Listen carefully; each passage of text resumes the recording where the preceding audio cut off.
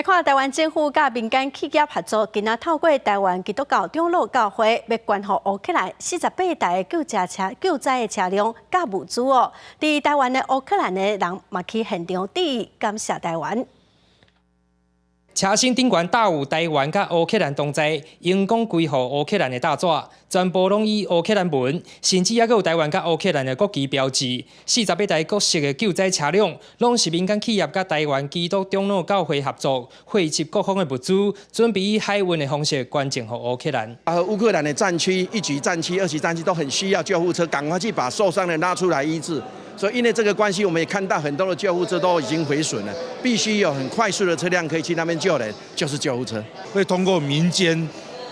的一些公司，然后以海运的方式，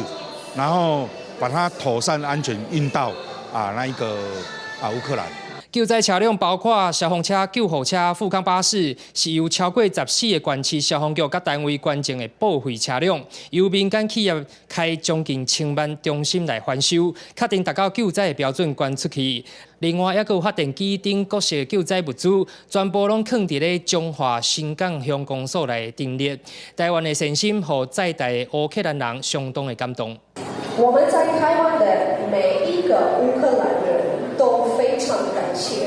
台湾人的细心和用心，我们会永远记得